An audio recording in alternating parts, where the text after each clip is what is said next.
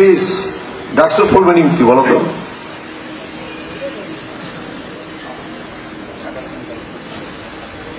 বসো। বাহ, হাইরে ছাত্র, হাইরে ছাত্র দল। আমরা ছাত্র সমাজকে নেতৃত্ব দিব। নেতৃত্ব দেওয়ার মিনিমাম যোগ্যতা আমাদের নাই।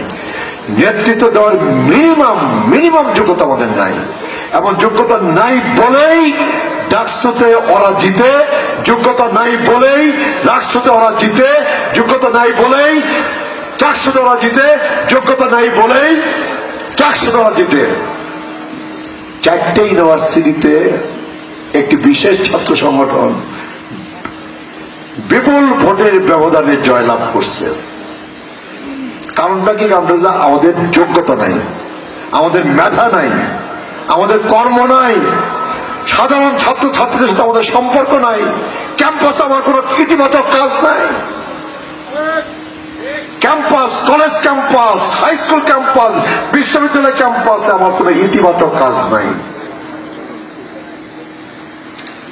আল্লাহ এবার ফেব্রুয়ারির ইলেকশনে বিএনপি ক্ষমতায় নিবে, ঠিক।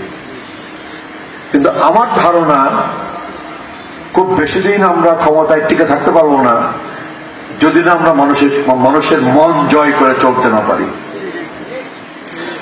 মানুষের মন কিন্তু জয় করে আমরা চলতে পারতেছি না, যে কারণে বলি 14 মাসে 14টা ভোট কমছে। ভোট কিন্তু 14টা কমে নাই, ভোট কিন্তু 14টা কমে নাই, ভোট অনেক বেশি কমছে। ঢাকা ইউনিভার্সিটিতে, চিটাগাং ইউনিভার্সিটিতে, রাজশাহী ইউনিভার্সিটিতে, জাহাঙ্গীরনগর ইউনিভার্সিটিতে কারা পড়ে?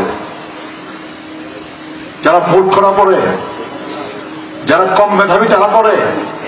তারা কি সব চিটাগাংয়ের পোলাপান পড়ে কিংবা রাজশাহীর পোলাপান পড়ে? রাজশাহী ইউনিভার্সিটিতে মাদারগঞ্জের আছে না 2-4 জন?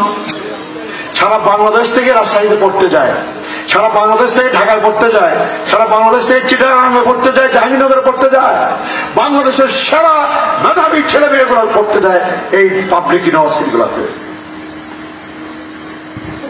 ওরা ভোট দেয় নাই। ওই ছেলে মেয়েগুলা কিন্তু মাদারগঞ্জে বসবাস করে, ওই ছেলে মেয়েগুলা কিন্তু মেনান্দতে বসবাস করে, সারা বাংলাদেশে ওই ছেলে মেয়েগুলা বসবাস করে। ওই ছেলে মেয়েদের, ঢাকা ইউনিভার্সিটির ছেলে মেয়েদের প্রভাব নেই বাংলাদেশে? রাজশাহী ইউনিভার্সিটিতে যে ছেলে মেয়েরা পড়াশোনা করে ওই ছেলে মেয়েদের প্রভাব নেই মাদারগঞ্জে? তার বাড়িতে, তার ঘরে, তার পরিবারে, তার আত্মীয় স্বজনের উপর আসে না?